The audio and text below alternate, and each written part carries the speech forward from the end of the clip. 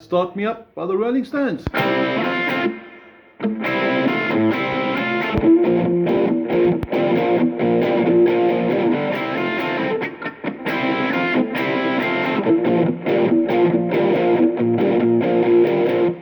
what's really cool about this song is that it features new ways to play some basic chords. Like instead of doing C like this, C now looks like that. Okay, your F is no longer down there, it looks like this. But before we talk too much, make sure you've got a copy of the PDF showing you all the tabs. And I'm going to zoom in a bit closer to show you how the chords actually work for the beginning. Before we go any further as well, we'd like to point out that on the original, they have retuned the entire guitar. So this has been tuned down to D, to G, to D, G, B, and then D again. So it's very different tuning from normal. So we're looking at standard tuning, and we've compensated for that, which gives us a really close to the original that some purists might not really even hear the difference, but they probably will. But it's so slight. Okay, here we go. This is your new C. It's basically your first finger flat in the 5th fret. So you're counting 1, 2, 3, 4, 5. You're only plucking strings 4, 3, and 2. And you're going to start off with that. On the PDF, on the tab under the letter C, or the chord rather, C, you'll see this 555. That's what I'm playing. Now the F, as you spoke, is no longer down here. It stays at fret 5, so you're on your C, and all that happens is your middle finger number 2 and your ring finger number 3 come down like this. So your middle finger is on string 2 from the bottom, ring finger string 4 from the bottom. This is your new F. So if you put the two together, you got that? Okay. Now towards the end of the bar, you go back to the C.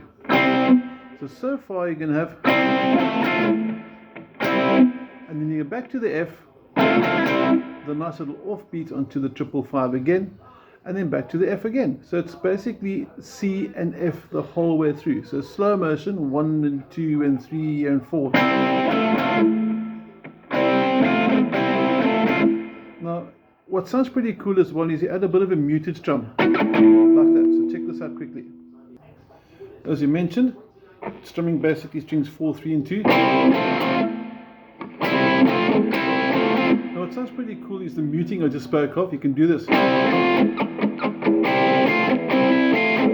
if you want to put a little bit of extra muted strum inside there, it sounds pretty cool.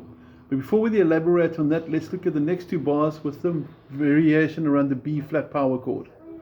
Now you were over here for the C and the F. For the variation on B flat, you move to fret number 6. You see the nut over there nice and clear. This is fret 6, fret 8, and then what's the pinky? One more time, but up close.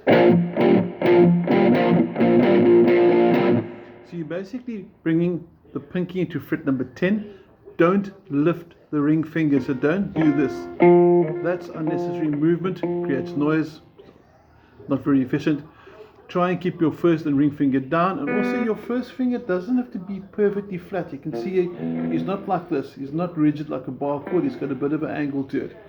Okay, now if you put those 4 bars together, the C, F changing into the B flat, you're going to get this 1 and 2 and 3 and 4.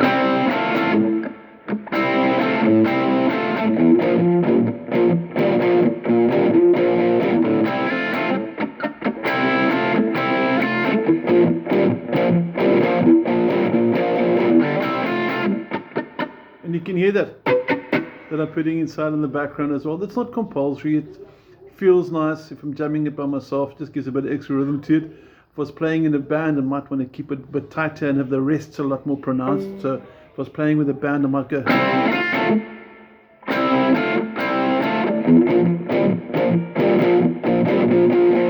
if I was jamming by myself without the band,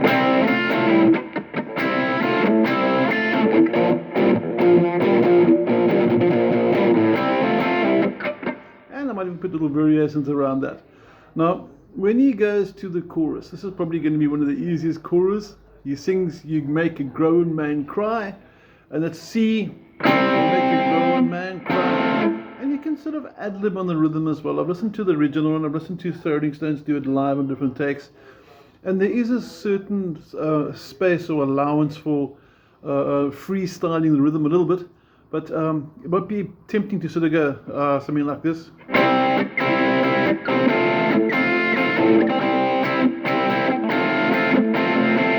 Just to show you the strumming hand a bit better, so you get more of an overview, we could do something more like this over here. And like I said, I'm basically improvising a bit on the strumming pattern. I'm not keeping it too sort of set. So something like this would be quite cool. Looking at the chorus now. Make a grown man cry.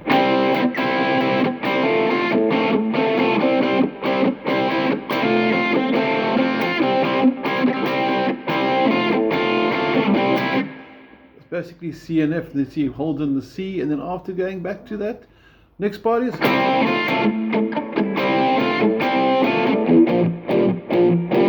It's a really fun, easy song to play. So this is a short video, just over 6 minutes I see.